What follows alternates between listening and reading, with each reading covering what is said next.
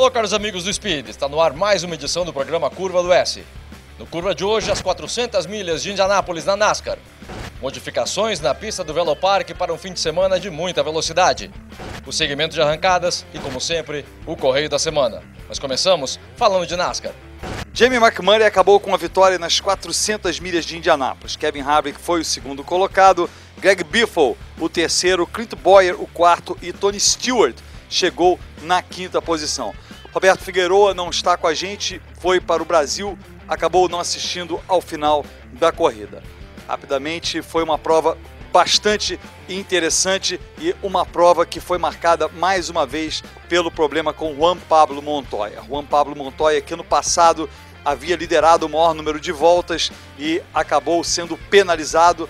Dessa vez foi, entre aspas, um erro da equipe. Foi uma decisão da equipe que acabou não dando certo. Na última parada, Montoya estava dominando, colocou 4 pneus, voltou em sétima posição depois da bandeira amarela e simplesmente não conseguiu fazer mais nada. O ar sujo acabou atrapalhando a vida dele e acabou tendo um acidente. Não deu entrevistas para ninguém. Juan Pablo Montoya bastante nervoso, bastante chateado e imagino que deve ser uma grande frustração para ele 2 anos seguidos dominar a prova e acabar sem um bom resultado. Jamie McMurray, o companheiro de equipe dele, no entanto, uma excelente prova, sempre andando entre os primeiros, acabou com a vitória e agora se coloca numa situação rara na categoria, que é ter vencido no mesmo ano as 500 milhas de Daytona e as 400 milhas de Indianápolis. Parabéns para McMurray. Kevin Harvick, o líder do campeonato, também fez uma boa prova.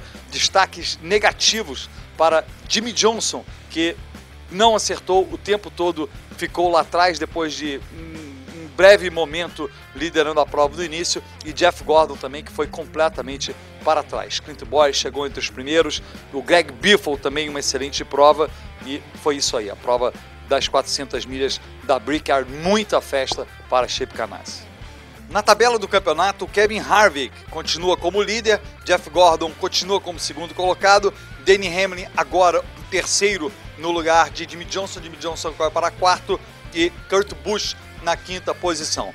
A inversão entre Denny Hamlin e Jimmie Johnson foi a única mudança que aconteceu entre os 12 primeiros da tabela, mas uma mudança que não significa absolutamente nada.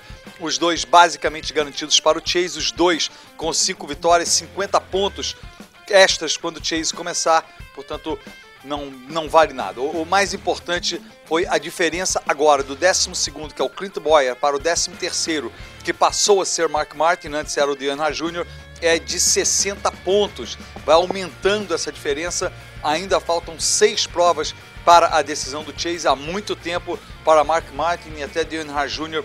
se recuperarem, mas vão precisar contar com maus resultados de Clint Bowyer, Cal Edwards e Greg Biffle, que estão ali na área do gargarejo.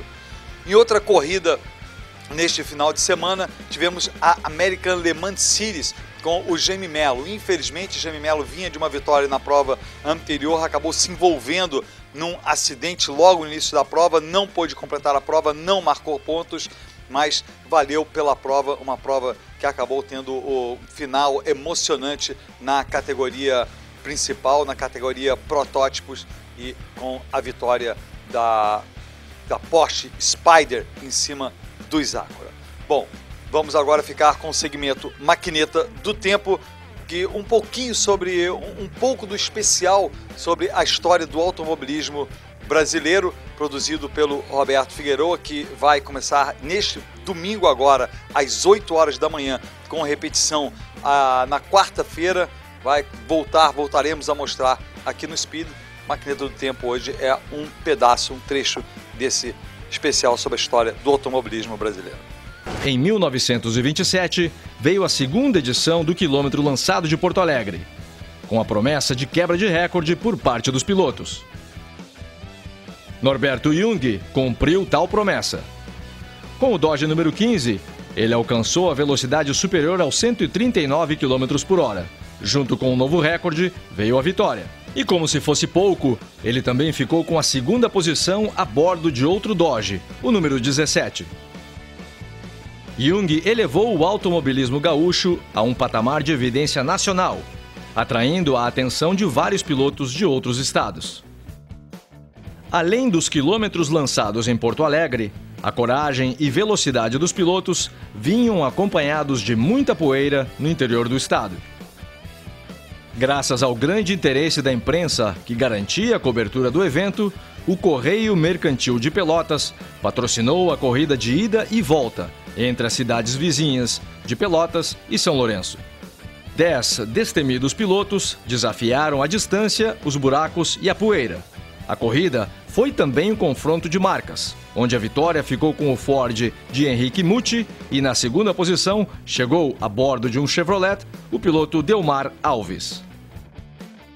Na carona das práticas de quilômetro lançado, no mês de maio de 1927, Porto Alegre viu acontecer a primeira corrida de circuito de rua, chamada de Circuito de Outono.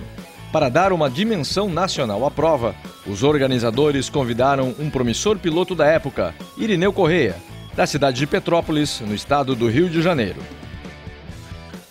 A prova pretendia desafiar os pilotos a utilizarem suas habilidades mais extremas.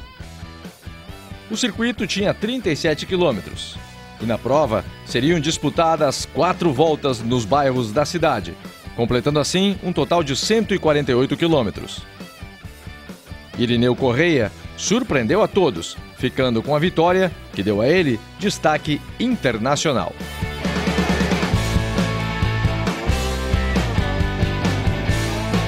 E não esqueça que toda a coleção da série A História do Automobilismo Brasileiro está à venda agora. Confira no www.uracer.com. Logo após o intervalo, as modificações na pista do Velopark.